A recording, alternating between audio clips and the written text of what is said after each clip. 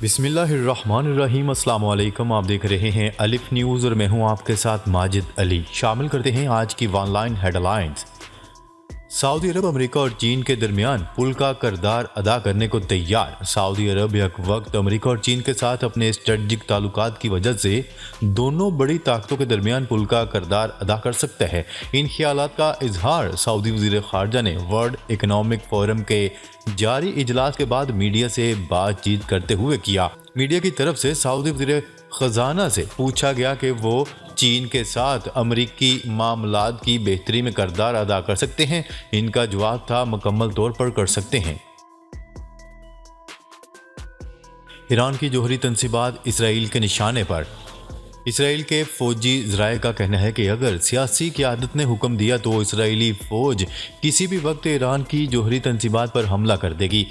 غیر ملکی خبرساں ادارے کی رپورٹ کے مطابق اسرائیل کے ایک فوجی ذریعے نے انکشاف کیا ہے کہ ایران کی جوہری تنصیبات پر آزادانہ حملے کا منصوبہ مکمل طور پر تیار نہیں ہے۔ عسکری ذرائع نے یہ عندیہ بھی دیا کہ جنگی طیاروں اور خصوصی گولہ بارود کی خریداری کے ذریعے ایران کے خلاف فوجی حملے کی تیاری جاری رہے گی۔ برطانیہ نے یوکرین کو چیلنجر 2 ٹینک بھیجنے کی تصدیق کر دی۔ برطانوی میڈیا کی رپورٹ کے مطابق یوکرین میں روسی حملوں کا مقابلہ کرنے کے لیے برطانیہ یوکرین کو چیلنجر 2 ٹینک بھیج رہا ہے۔ برطانیہ کی جانب سے جرمنی پر بھی فوجی تعاون بڑھانے کے لیے دباؤ میں اضافہ کر دیا گیا۔ برطانوی وزیر دفاع نے پارلیمنٹ کو تفصیلات بتاتے ہوئے کہا کہ برطانیہ چیلنجر 2 ٹینکوں کا ایک اسکواڈرن یوکرین بھیج رہا ہے تاکہ روس کے حملوں کو پسپا کرنے میں یوکرین کو مدد ملے۔ امریکی صدر جو بائیڈن کے لیے اوباما دور کی خفیہ دستاویزات درد سر بن گئیں اور ایوان نمائندگان نے جو بائیڈن کے گھر آنے والوں کی فہرست طلب کر لی۔ غیر ملکی میڈیا کی رپورٹ کے مطابق ہاؤس کمیٹی کے امریکی صدر جو بائیڈن کے لیے اوباما دور کی خفیہ دستاویزات درد سر بن گئی ہیں اور ایوان نمائندگان نے جو بائیڈن کے گھر آنے والوں کی فہرست طلب کر لی، جس کے لیے ہاؤس کمیٹی کے ریپبلکن چیئرمین نے وائٹ ہاؤس کو فہرست کے لیے خط لکھ دیا۔ طالبان رہنماؤں نے ٹویٹر بلیو ٹک کے لیے ادائیگیاں شروع کر دیں۔ طالبان رہنماؤں کی جانب سے معروف microblogging website Twitter کے تصدیقی فیچر بلیو ٹک کے استعمال کے لیے ادائیگیوں کا عمل شروع کر دیا گیا۔ غیر ملکی میڈیا کی رپورٹس کے مطابق افغانستان میں 2 طالبان رہنماؤں اور ان کے 4 حامی ٹویٹر اکاؤنٹس بلیو ٹک کا استعمال کر رہے ہیں۔ بلیو ٹک حاصل کرنے والوں میں طالبان حکومت شعبہ برائے معلومات تک رسائی کے سربراہ آیت اللہ ہدایت کا اکاؤنٹ بھی شامل ہے۔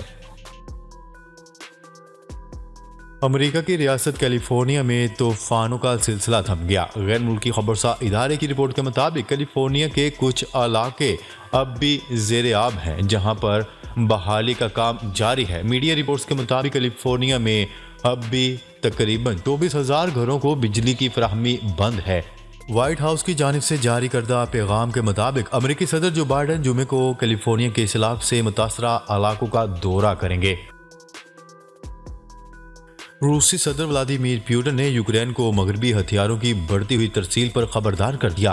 برطانیہ نے یوکرین کے لیے مزید فوجی امداد کا اعلان کیا ہے اور اس موقع پر برطانوی وزیر دفاع کی جانب سے کہا گیا ہے کہ امدادی پیکج میں جدید میزائل سسٹم، اسلحہ سے لیس بختر بند گاڑیاں اور دیگر اسلحہ شامل ہے۔ دوسری جانب ترک صدر رجب طیب اردوان نے روس کے صدر ولادیمیر پوٹن سے ٹیلی فون پر رابطہ کیا اور یوکرین روس قیدیوں کے تبادلے پر بات چیت کی۔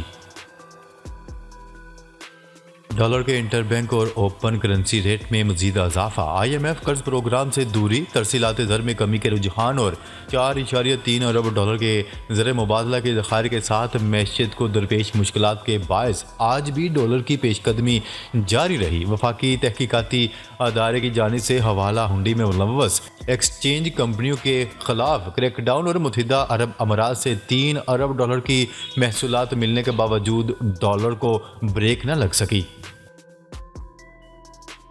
1 ارب 40 کروڑ آبادی والے ملک چین میں 60 سال بعد شرح پیدائش میں کمی آ گئی۔ غیر ملکی خبرساں ادارے کی رپورٹ کے مطابق دنیا کے سب سے زیادہ آبادی والے ملک چین میں 60 سال بعد شرح پیدائش کم ہو گئی۔ بیجنگ کے نیشنل بیورو آف اسٹیٹسٹکس کے مطابق 2022 کے آخر تک چین کی مجموعی آبادی 1.41 کروڑ کے لگ بھگ تھی اور 2021 کے آخر سے اس میں 8,50,000 کی کمی ریکارڈ کی گئی ہے۔ آخری مرتبہ چین کی آبادی میں کمی 1960 میں دیکھی گئی تھی۔ رواں برس حج کے دوران حرمین ٹرین خواتین ڈرائیور چلائیں گی۔ سعودی عرب میں ولی عہد شہزادہ محمد بن سلمان کے ویژن 2030 کے تحت خواتین کو مزید بااختیار بنایا جا رہا ہے اور انہیں روزگار کی فراہمی سمیت دیگر امور کا بھی حصہ بنایا جا رہا ہے۔ عرب میڈیا کی رپورٹ کے مطابق حج کے دوران مکہ سے مدینہ اور مدینہ سے واپس مکہ چلنے والی خصوصی ٹرینوں کے لیے خواتین ڈرائیورز کو بھی تربیت دے دی گئی ہے۔ طاقتور پاسپورٹ کی فہرست جاری، جاپان کا پہلا نمبر۔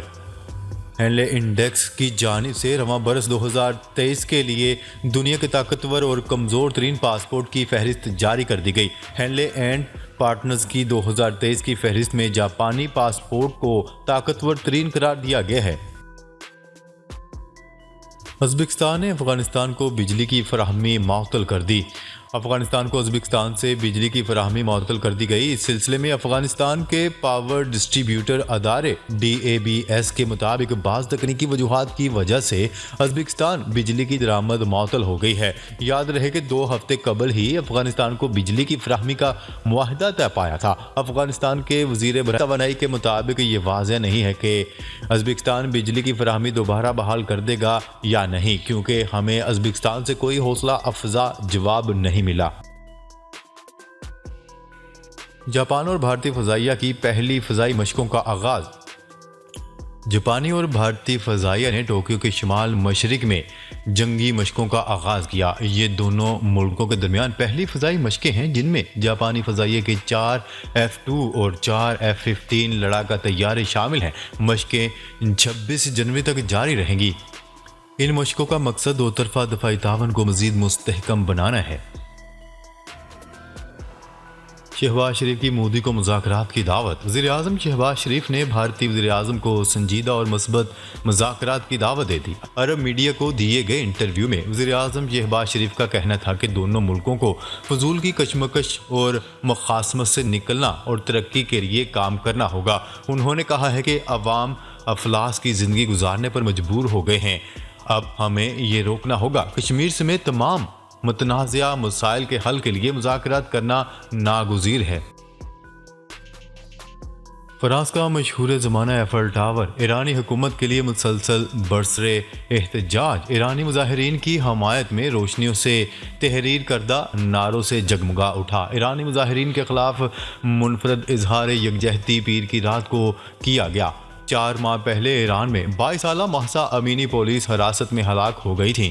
انہیں ایرانی قانون کے مطابق سر ڈھانپے بغیر بازار میں گھومنے پر گرفتار کیا گیا تھا۔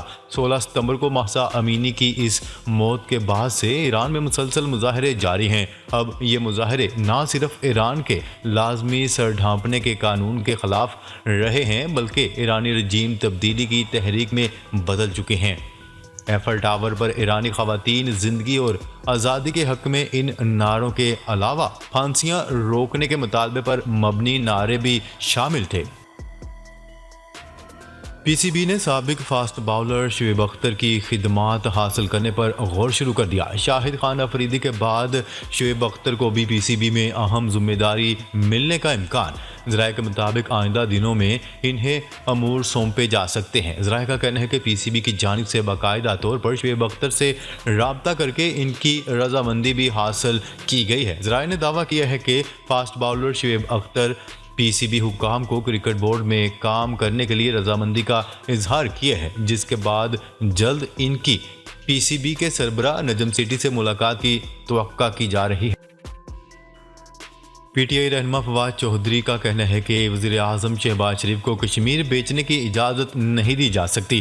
وزیر اعظم شہباز شریف کے بھارت سے متعلق بیان پر رد عمل دیتے ہوئے فواد چودھری کا کہنا تھا کہ انہیں وزیر اعظم شہباز شریف کے بھارتی وزیر اعظم نریندر مودی سے متعلق بیان کو سن کر دھچکا لگا ہے۔ بھارت سے مذاکرات کی بھیک مانگنا پاکستان کی پالیسی میں شامل نہیں۔ فواد چودھری نے اپنے ٹویٹ میں لکھا کہ وزیر اعظم شہباز شریف کو کشمیر بیچنے کی اجازت نہیں دی جا سکتی۔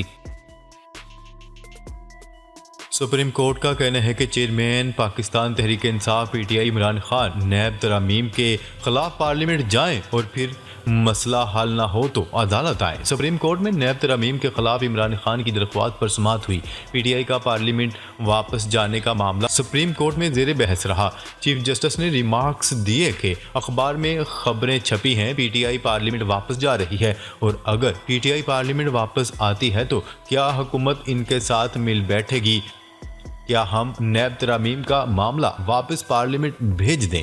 ناظرین، اب تک کے لیے اتنا ہی۔ مزید خبریں لے کر بہت جلد آپ کی خدمت میں حاضر ہوں گے۔ تب تک کے لیے اپنا خیال رکھیے گا۔ اللہ نگہبان۔